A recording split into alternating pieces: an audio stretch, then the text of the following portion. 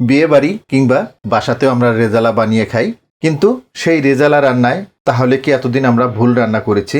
জি প্রিয় দর্শক, আসসালামু আলাইকুম। আজকে রেজালা রান্নায় আমরা সেটাই দেখব। আজকে 3 কেজি গরুর মাংসের রেজালা রান্না করে দেখাবো, আর সব উপাদানগুলো সেই অনুপাতেই যাবে। চুলায় একটা পাতিল বসিয়েছি, রান্নার তেল দিয়ে দিব। 150 ml মতো রান্নার তেল দিয়ে দিলাম। প্রায় 200 গ্রাম মতো পেঁয়াজ কুচানো দিয়ে দিচ্ছি। পেঁয়াজগুলোকে লাইট ব্রাউন করে ভেজে নিব। পেঁয়াজগুলো অনেকটাই সফট হয়ে গেছে, পাশাপাশি এর কালারটাও পরিবর্তন হয়ে গেছে। এখন দিচ্ছি আদা বাটা, 3 টেবিল চামচ দিলাম। দিচ্ছি রসুন বাটা, রসুন বাটাটাও 3 টেবিল চামচ মতো দিয়ে দিলাম। আদা রসুনটাকে ততক্ষণ পর্যন্ত ভেজে নিতে হবে যতক্ষণ পর্যন্ত না আদা রসুনটা থেকে কাঁচা গন্ধটা না চলে যায়। আদা রসুনটাকে 4-5 মিনিট মতো ভেজে নিলাম। শুকনা মরিচের গুঁড়া দিয়ে দিব,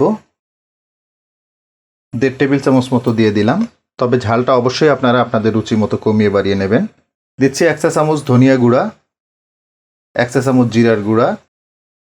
গোটা মশলা ব্যবহার করব 5-6 টুকরো দারুচিনি, 10-12টা সাদা এলাচ বা ছোট এলাচ, 10-12টা লবঙ্গ, একটা কালো এলাচ বা বড় এলাচ, 15-20টা গোলমরিচ, 1/2 চা চামচ শাহি জিরা।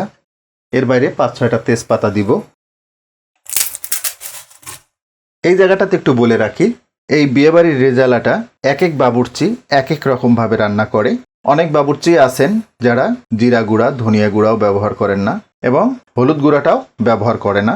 তো আমি একদম সামান্য পরিমাণে 3 কেজি মাংসের জন্য নামকা ওয়াস্তে 1 চা চামচ করে জিরা এবং ধনিয়া গুঁড়া দিয়েছি। হলুদটা ব্যবহার করব না। আস্ত মশলাগুলো দেওয়ার পরে মশলাগুলোকে পেঁয়াজ রসুনটার সাথে আরেকটু ভেজে নিলাম।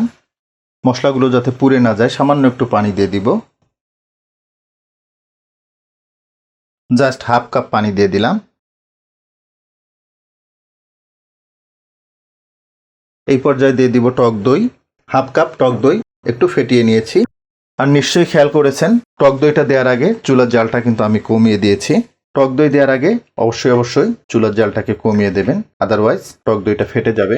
এতে করে রান্নার টেক্সচারটা কিন্তু নষ্ট হয়ে যাবে। 10-12টা কাঁচামরিচ দিয়ে দিব। 1/2 চা চামচ জয়ত্রী গুঁড়া দিব, সেই সাথে দিব 1/2 চা চামচ জয়ফলের গুঁড়া। এখন দিয়ে দিব 1.5 টেবিল চামচ মতো পোস্ত বাটা, চীনা বাদাম বাটা 3 টেবিল চামচ দিব। যে কোনো বাদাম বাটা দিলেই হবে, চীনা বাদাম বাটা, কাজু বাদাম বাটা। মশলাগুলোকে খুব ভালোভাবে কষিয়ে নিতে হবে, আর এর জন্য ঢাকনাটা লাগিয়ে দিচ্ছি। মিডিয়াম হিটে মশলাগুলোকে 4-5 মিনিট মতো কষিয়ে নিলাম। দেখুন তেলটা সেপারেট হয়ে গেছে। এই পর্যায়ে কিছু কিশমিশ দিয়ে দিচ্ছি। টক দইয়ের টকটাকে ব্যালেন্স করার জন্য 1 চা চামচ মতো চিনি দিয়ে দিব।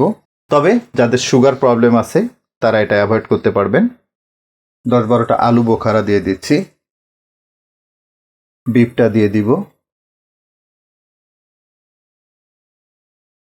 এখন লবণ দিয়ে দিব। 3 টেবিল চামচ দিলাম, পার কেজিতে 1 টেবিল চামচ করে। তারপরেও লবণটা অবশ্যই আপনারা আপনাদের রুচি মতো কমিয়ে বাড়িয়ে নেবেন। মাংসটার সাথে মশলাগুলোকে খুব ভালোভাবে মিশিয়ে নিলাম। ঢাকনাটা লাগিয়ে দিব।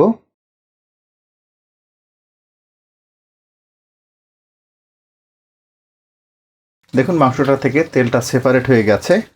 প্রথম 10 মিনিট মাংসটাকে হাই হিটে রান্না করে নিয়েছি। এরপরে মিডিয়াম টু লো হিটে মাংসটাকে আরও 30 মিনিট, টোটাল 40 মিনিট রান্না করে নিয়েছি। দেখুন রান্নার শুরুতে যেমনটা বলেছিলাম আপনাদের যে আমাদের রেজালা রান্নায় কোনো ভুল আছে কি না। আসলে রেজালা রান্নাটা এক এক বাবুর্চি এক একভাবে রান্না করে। যেভাবেই রান্না করেন কোনো সমস্যা নেই, তবে যতটুকু অথেন্টিকভাবে করা যায় করার চেষ্টা করবেন। তো মাংসটাকে খুব ভালোভাবে সিদ্ধ করে নিতে হবে। আর এর জন্য 1 কাপ গরম পানিতে 3 টেবিল চামচ গুঁড়া দুধ দিয়ে গুলিয়ে নিয়েছি। তবে এই জায়গাটা একটু বলে রাখি, যদি বেশি পরিমাণে মাংস রান্না করেন তাহলে কিন্তু এডিশনাল কোনো পানির দরকারই হবে না। মাংস থেকে যে পানিটা ছাড়বে এতেই কিন্তু মাংসটা খুব ভালোভাবে সিদ্ধ হয়ে যাবে। ঢাকনাটা লাগিয়ে দিব, তবে অবশ্যই মাঝে মধ্যে ঢাকনা উঁচু করে নেড়ে দেবেন যাতে কোনো অবস্থাতেই তলায় না লেগে যায়। মিডিয়াম টু লো হিটে মাংসটাকে প্রায় 10-12 মিনিট মতো রান্না করে নিলাম। ঠিক এই পর্যায়ে ঘি দিয়ে দিব। 1.5 টেবিল চামচ মতো ঘি দিয়ে দিলাম। রেজালায় ঘিটা দেবেন, এতে অথেন্টিক একটা ফ্লেভার পাবেন।